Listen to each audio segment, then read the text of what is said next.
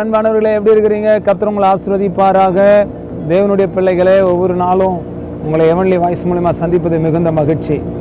பாருங்கள், இந்த மாதிரி போட்டிங்கெல்லாம் போவதற்கு ஆண்டவர் அனுக்கிரகம் செய்தால் நான் கர்த்தரை ஸ்தோத்திரிக்கிறேன். கர்த்தருடைய நாமம் மையப்படுவதாக. இந்த நாளில் ஒரு வசனத்தை வாசிக்கிறேன் பாருங்கள். எசேக்கியேல் 22ஆம் அதிகாரம் 30ஆம் வசனத்தை வாசிக்கிறேன். நான் தேசத்தை அழிக்காதபடிக்கு திறப்பில் நிற்கவும் சுவரை அடைக்கவும் தக்கதாக ஒரு மனுஷனை தேடினேன், ஒருவனையும் காணேன். கர்த்தருடைய பிள்ளைகளே, தேசத்தை எப்படியெல்லாம் ஆண்டவர் படைச்சிருக்கிறார் பாருங்க. இதை அழிக்காதபடிக்கு, இந்த தேசத்தை காப்பாற்றும்படிக்கு, இந்த தேசத்தினுடைய காரியங்களை கர்த்தருடைய கரத்தில் ஒப்பு கொடுத்து ஜெபிக்கும்படிக்கு, தேவனுடைய படைப்புகளை நினைத்து கர்த்தரை துதித்து கர்த்தரை மையப்படுத்தும்படிக்கு ஆண்டுடைய சமூகத்தில் திறப்பில் நிற்க ஒருவனை நான் தேடினேன், ஒருவனையும் காணேன். நம்முடைய தேசத்துக்காக நம்ம ஜெபிக்கணுங்க, திறப்பில் நிற்கணுங்க. இப்படிப்பட்ட காரியங்கள் எல்லாம் கர்த்தர் படைத்து நம்மை ஆசீர்வாதமாக வைத்திருக்கிறார். கர்த்தருக்கு மகிமை உண்டாகட்டும், கர்த்தருக்கு ஸ்தோத்திரம் உண்டாகட்டும். நம்ம ஆண்டவருடைய சமூகத்தில் ஜெபிக்கலாமா? தகப்பனே, இந்த நல்ல வேலைக்காக ஸ்தோத்திரம்.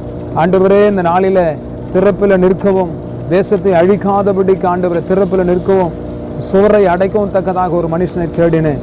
ஆண்டவரே, தேசம் ஒரு நாளைக்கு ஆண்டவர் அக்கினிக்கு இரையாக வைக்கப்பட்டிருக்கிறது, அழிவுக்குள்ளாக நாம் வைக்கப்பட்டிருக்கிறது. ஆண்டவரே, இந்த தேசத்தில் ஆண்டவரை ஆசீர்வாதமாய் வாழ ஒரு பெரிய மேன்மை அடைய கர்த்தர் உதவி செய்யுங்க.